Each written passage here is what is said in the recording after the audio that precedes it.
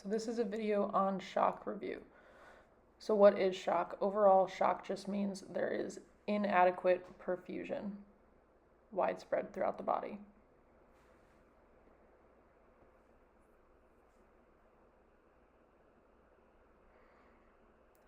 So when we talk about the cardiovascular system, there are three components. There's the heart, which is the pump, the vessels, which are the pipes or the container, and the blood, which is the fluid throughout that system. So when we're talking about shock, it's going to be a problem with one of these three things. So we can split shock up into being a pump problem, a pipes problem, or a fluid problem.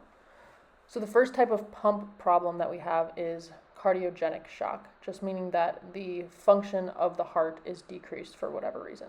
So it could be from something like AMI, could be some sort of trauma, heart failure. And the second pump problem that we have is obstructive shock,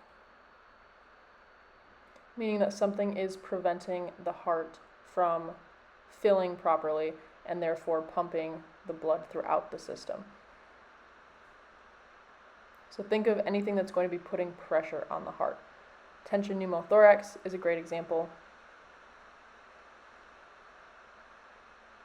which, just as a reminder, tension pneumothorax being when there is air that's escaping into the pleural space, so between the lungs and the rest of the chest cavity. And that's going to start putting pressure on that lung. And then once it builds up enough, it's going to start putting pressure on the lung on the opposite side, as well as on the heart, which is where it turns from a normal pneumothorax to a tension pneumothorax. Cardiac tamponade is another great example of obstructive shock. And cardiac tamponade is when we have some sort of fluid built up around the outside of the heart, inside that pericardial sac. And that fluid buildup is then going to prevent the heart from expanding as it needs to and filling, which is then going to decrease our ejection fraction. We're not going to be pumping out as much blood with each heartbeat.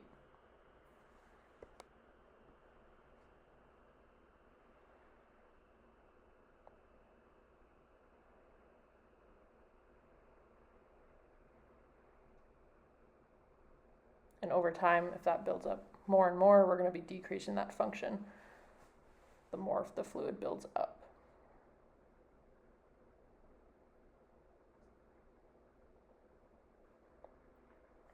So those are our pump problems. Next, we move on to our pipes or container problems, which is going to be distributive shock.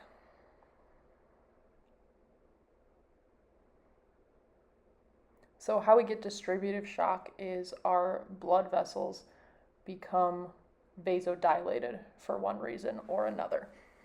So when we do that, we are increasing the size of the container, but our blood volume is not increasing. So now we don't have enough blood to fill that large of a container. So there's different things that are going to cause that vasodilation, and that's how we get our different types of distributive shock. So septic shock or sepsis is a very common one, caused by severe widespread infection.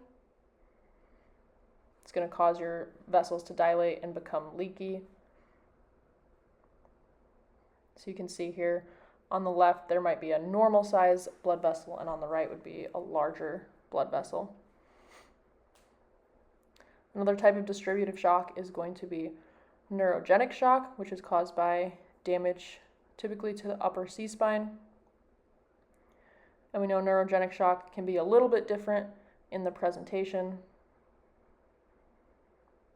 You might not see widespread sweatiness.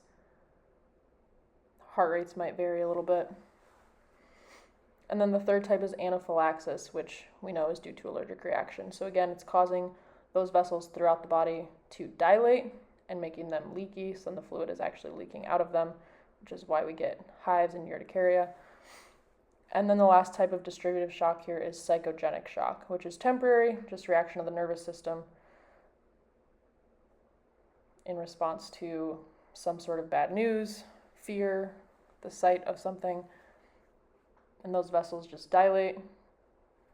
Blood pressure lowers, you get syncope, and then the blood vessels usually return to normal. Person wakes up with no lasting effects. And now we're going to look at the fluid problem, or problems with the blood. So what causes shock in relation to the blood is having a lower blood volume. So now suddenly we don't have enough blood to fill that system adequately. So we call that hypovolemic shock. And there's two different types. You can have hemorrhagic shock, which would be caused by bleeding, and non-hemorrhagic shock, which would be caused by other fluid loss not caused by bleeding. So typically dehydration, extreme nausea, diarrhea, things like that.